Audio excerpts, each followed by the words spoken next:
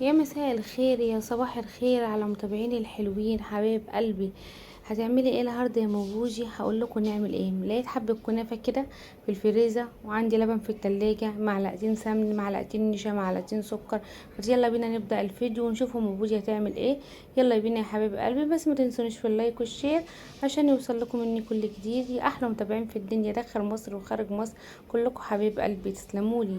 يلا بقى نبدأ الفيديو بتاعنا ونسمي بالله ونبدأ الفيديو بتاعنا ونقول اللهم صل وسلم وبارك على سيدنا محمد وعلى آله أصحابه وسلم أجمعين. حبيب قلبي أحلى متابعين في الدنيا. بفتح الفريزة كده أحط حاجة في الدير فريزة، لقيت الكيس ده فيه حبة كنافة كده، مش عارفة من امتى اسكت، والنبي ما اسكت ابدا. فقمت واخداهم زي ما انتم شايفين، هم يجوا ربع كيلو، ممكن يكون اقل من ربع كيلو. على الطاسه بتاعتي بعد ما فتفتها، طبعا هي سهله انها تتفتفت بسرعه في ايدك عشان بقالها كتير في الفريزر. عليهم معلقه سمن بلدي كبيره كده، ونزلت بهم على الطاسه، وبدأت زي ما انتم شايفين كده، بدأت احمر فيها زي ما انتم شايفين كده. ايدك فيها طبعا ما تستبش لغايه ما تجيب معاك اللون الذهبي. الكاميرا هنا ظلماها، هي هتجيب معايا اللون الذهبي. ممكن تحطيها في الفرن تحت الشوايه، بس انا بصراحه بفضل اعملها كده عشان اطبع لونها. انزل عليها بمعلقتين سكر بودر، معلقتين بس عشان مش هحط لها السيرم بتاعها او الشربات او العسل، ايا كان اللي بتسموه، كل بلد طبعا وليها اسم يعني غير البلد التاني. نزلت عليها بمعلقتين سكر بودر بعد ما اتحمرت وطفيت عليها. اقلب كويس السكر عشان نعمل الطبقه بتاعتنا السهله التانية، ودي حلا بارد سريع جدا. هو بس كل اللي انت عملتيه، اللي انت حمرتي كده الكنافه كده في الطاسه وانت واقفه لمده 10 دقايق. معايا بقى 3 كوبايات لبن. ده كيلو الا ربع لبن كانوا في التلاجة. والله بصي الحاجه دي كلها كانت عندي، انا ما اشتريتش حاجه من بره. وكان عندي كاكاو، بصي دي كانت اخر حاجه عندي، يعني سبحانك يا رب الاكله دي اتعملت كده بكل حاجه موجوده في الشقه. كانوا 3 معالق كبار كاكاو حطيتهم. وهنزل بالسكر بتاع السكر ده حسب الرغبه، تزوديه تقلليه دي حسب ما انت عاوزه. انا بصراحه نزلت بمعلقتين كبار عشان مش بنحب الحاجه مسكره قوي. وهبدا اقلب، وهنزل بمعلقتين ونص نشا كبار كده هرمية. نزلت بيهم، ونزلت في كيس فانيليا. عندك فانيليا سايلة، عندك البواكي اللي انا بستعملها العادي دي، انا نزلت البواكي.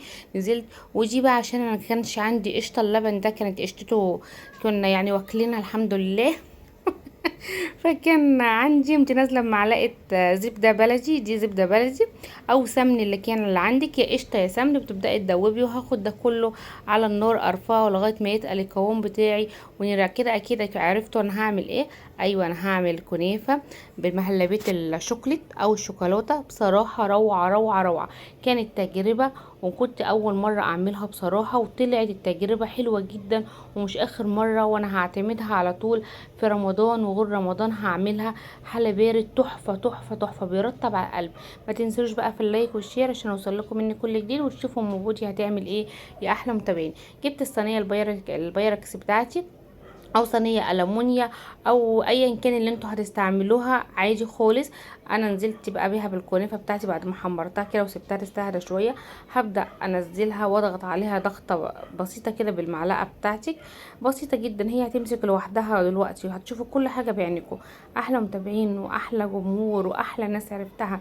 ربنا يا رب يديمكم نعمه في حياتي، لا تحرموا مني ولا تحرم منكم يا احلى متابعين. حطوا لي اللايك بقى بالله عليكم، اللي يشوفوا الفيديو ده يعملوا لي كده شير، وتحطوا اللايك الحلو من ايدكم ده يا حبيب قلبي تسلمولي.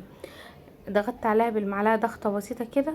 وعمال ما ايه، نجيب بقى مهلبيه الشوكولاته بتاعتنا او الشوكولات اللي انت هتسموه، وهننزل بيه علينا. بصراحه طلعت روعه، والله ما كنت اتخيل انها تطلع بالجمال ده. حاجه كده مش قادره اوصفها لكم. طبعا القوام بتاعها معاكم اهي. هنزل بيها زي ما انتوا شايفين كده، لا تقيله ولا خفيفه، قوامها حلو زي ما انتوا شايفين كده، قوامها حلو جدا. ادي كده اهي، هبدا انزل بيها. طبعا انت كل ما تسيبيها على النار، عشان ما جبتش اللقطه اللي معايا، ايدك فيها، ايدك في المهلبيه الشوكولاته او المهلبيه العاديه، ايدك فيها ما تسابش عشان ما يحصلش فيها كتل كده، ويبقى القوام بتاعها كده لا تقيل ولا خفيف. القوام بتاعها هنزل بيها سخنه كده. بصوا الحلاوه والجمال.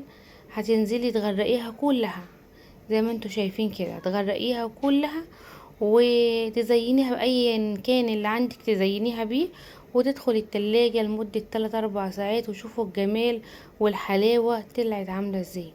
هتطلع حاجه كده فوق الوصف.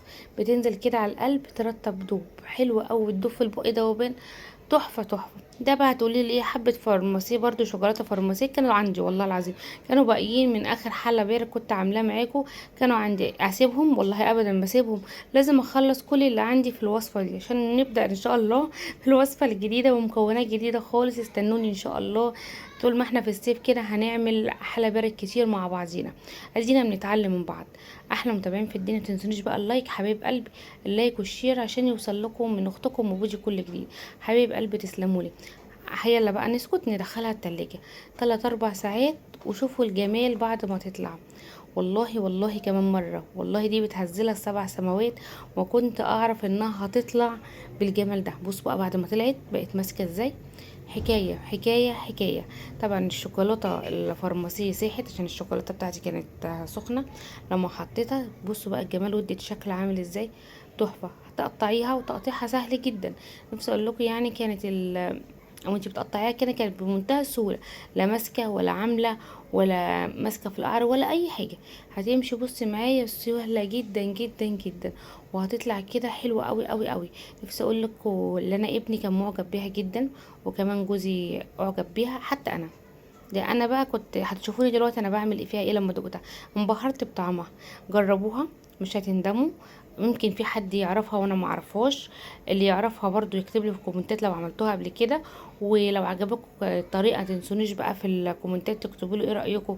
بصوا بقى الجمال، يا لهوي على الجمال. بصوا، يا ريتكم كنتوا دقتوا معايا بجد، والله مش خساره اللي انا عملته فيها. بصراحه حلوه جدا جدا جدا. بصوا، اتفضلوا معايا احلى متابعين في الدنيا، والله ما تغلى عليكم. يا ريت كنت اعرف كل مكان حد فيكم كنت جبتها لغايه عندكم. بصوا انا من حلاوتها سبت الكاميرا بتصور وانا قعدت اكل فيها. بصراحه والله ما بص ما كنتش مش قادره اوصف لكم طعمها، بتدوب دوب يا لهوي. ولا بتنزل بقى وهي ساعه على القلب كده، مش عارفه طراوه فوق ما تتخيلوا. ده انا هدخل على الصينيه كمان، يعني مش هسيب اللي في الطبق دي. بصوا مش انا بقول، دخلت على الصينيه. بصوا انا عملت ايه، دخلت سبت الطبق ودخلت على الصينيه.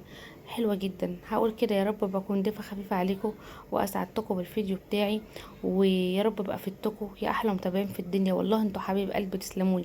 عاوزه اعمل كل حاجه بعملها واصورها لكم عشان تستفيدوا مني، وعشان خاطر البنات الجديده اللي بتدخل المطبخ وتتعلم الحلى البارد، والبنات الجديده اللي متقبله على الزواج. ربنا ييسر كل امور البنات يا رب، ويرزق كل كده بنت بالزوج الصالح اللي يتقي ربنا فيها، ويرزق كل مشتاق بالذريه الصالحه اللي هم امين يا رب العالمين.